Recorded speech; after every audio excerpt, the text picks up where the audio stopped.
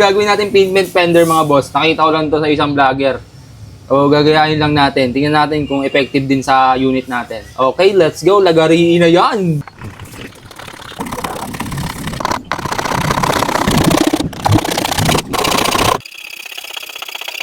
Yung nakita ko dun sa isang vlogger, yung ginawa niya, tinanggal niya rin to.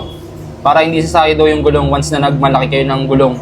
Tinanggal din to. Since hindi pa naman malaki yung gulong natin, pwede na muna yan. Huwag na muna natin tanggalin. Tapos ang ginawa niya, pinati niya sa ganito. Pa letter L yung hati.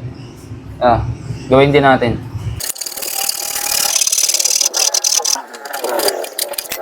Kung mapapansin nyo tabingi, much better daw na tabingi. Kasama daw yun sa setup.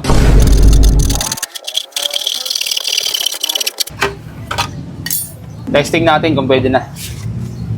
Pigment check sa ibabaw. Kailangan pala tanggalin to. Tanggalin natin. Sumasabit eh.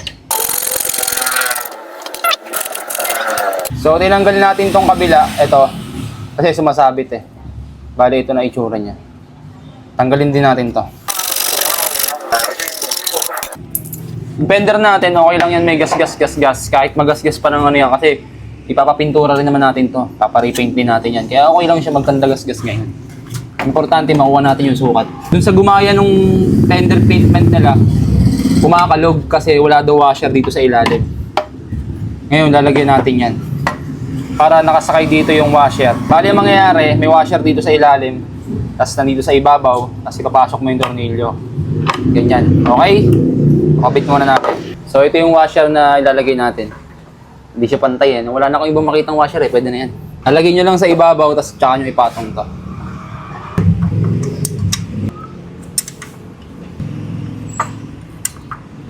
Ayan, mga pansin nyo mo. Matigas-tigas yan, boss. Hindi siya basta-basta nakakalog. Kasi may washer siya sa ilalim eh. So, lagay naman natin to. Ito, depende sa inyo. Pag naglaki kayo ng gulong, pag nag-donut na kayo ng gulong, tatanggalin nyo to kasi sa side dyan. Eh, since hindi naman tayo naka-donut na gulong, hayaan muna natin ganyan. Kabit na lang natin. Ang maganda nito, ito, hindi to nawala. So, matatakpan nyo yung T-post. Gets? Halos hindi siya halatang biniyak sa gitna, oh. Yun yung sa ilalim. Yan ang itsura niya sa ilalim. So, parang hindi natin siya biniyak. May cover pa rin yung pinaka T-post niya. Ito. Ganito itsura niya sa kabila. Hindi siya halatang biniyak. Yan, nakapatong na yun ng maayos. Dahil okay na, kabit na natin yung gulong.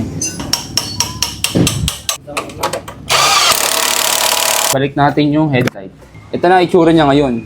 Halos hindi mo na ipasok yung daliri mo. Kanina pumapasok eh. So pag may pairings na siya, hindi na siya sasayad.